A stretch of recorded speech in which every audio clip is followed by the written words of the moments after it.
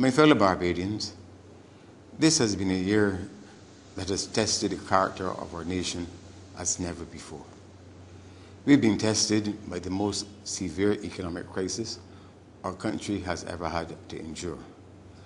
And that crisis continues to deepen with only faint glimmers of hope for recovery on the horizon.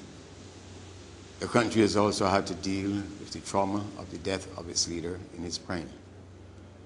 Our national spirit would have been bolstered by the favorable opinion of Barbados in the Human Development Report of the United Nations as having joined the ranks of developed countries on the merit of the quality of life that our people enjoy.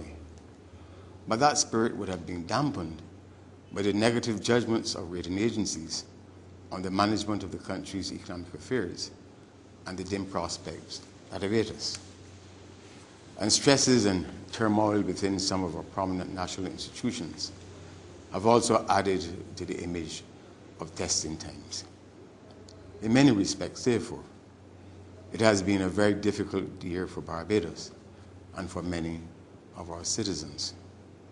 But in a sense, that is precisely what our independence is all about.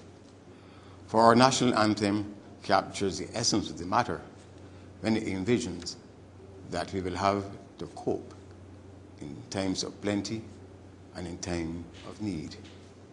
We have known times of plenty.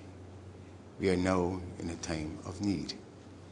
And it is at a time such as this that all of the attributes, the values, and the institutional strengths which have brought us safe thus far must be deeply drawn upon to help us to make the difficult journey ahead.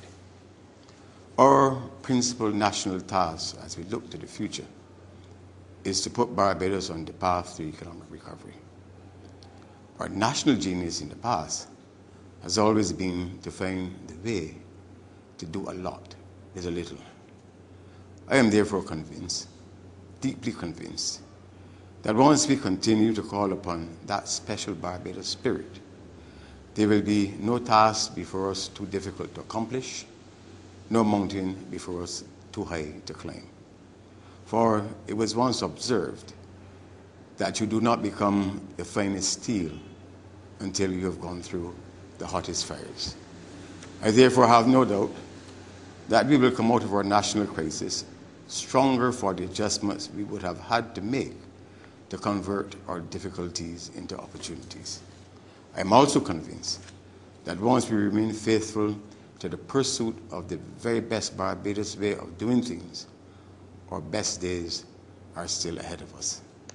It is in this spirit and with this quiet, confident conviction that I bid you a happy independence and trust that God will continue to bless our fair land now and forever.